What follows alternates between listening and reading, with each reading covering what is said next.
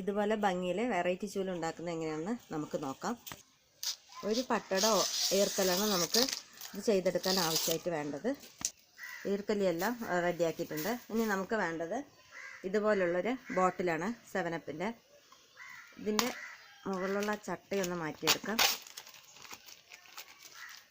ഇതിന് ശേഷം നമ്മൾ ഈ 5 മുട്ടുണ്ടല്ലോ, ഇതൊന്ന് അരിഞ്ഞ് കളയണേ.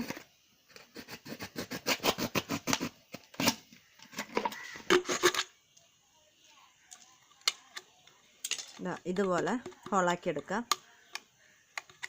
ഇനി ഇതിനകത്തേക്ക് നമുക്ക് 2-3 പ്ലാസ്റ്റിക് കവർ ഇട്ട് കൊടുക്കുന്നുണ്ട്. അത് ചൂല് നീളം കൂടി കിട്ടാൻ വേണ്ടിയിട്ടാണ്. ഇതിലൂടെ നമുക്ക് കയറ്റി കൊടുക്കാം.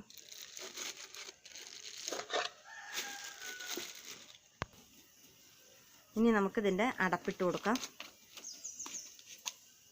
നല്ലപോലെ ടൈറ്റ് ചെയ്തതിന് ശേഷം ഒന്ന് അമർത്തി കൊടുത്താൽ മതിയേ.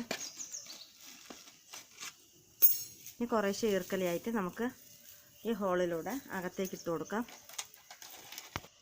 ഇതുപോലെ നല്ല ടൈറ്റാകത്തക്ക രീതിക്ക് തന്നെ എല്ലാ ഹോളിലൂടെയും നമ്മൾ ഈർക്കലി ഈ ഡപ്പയ്ക്കകത്തേക്ക് ഇട്ട് കൊടുക്കണം.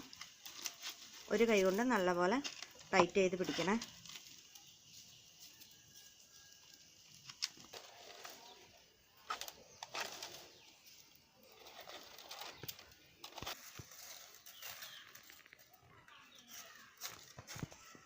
ഞാനെല്ലാം ഫില്ല് ചെയ്ത് കഴിഞ്ഞു.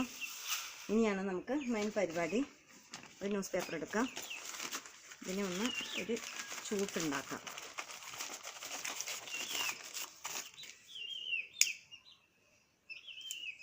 നമുക്ക് ചെറുതായൊന്ന് കത്തിച്ച് കൊടുക്കാം. ഇത് ചെറുതായൊന്ന് ഉരുക്കി കൊടുക്കാം. നമ്മൾ ചൂടാക്കിയതിന് ശേഷം ഒരു തുണി വെച്ച് നല്ലപോലെ ഒന്ന് പ്രസ് ചെയ്ത് കൊടുക്കണേ.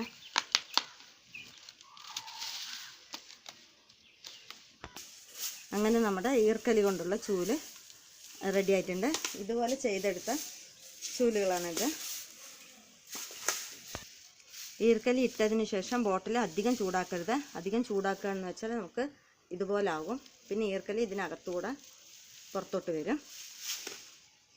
എൻ്റെ വീഡിയോ ആദ്യമായി കാണുന്നവരാണെങ്കിൽ ഒന്ന് സബ്സ്ക്രൈബ് ചെയ്ത് സപ്പോർട്ട് ചെയ്യണേ. നിങ്ങൾക്ക് ഈ വീഡിയോ ഇഷ്ടമായാൽ ലൈക്ക് ചെയ്യണേ. വീട്ടിലെല്ലാവരും ഇതുപോലെ ഒന്ന് ട്രൈ ചെയ്ത് നോക്കണേ. അതിനുശേഷം അഭിപ്രായങ്ങൾ കമൻറ്റായി അറിയിക്കാൻ മറക്കരുത്.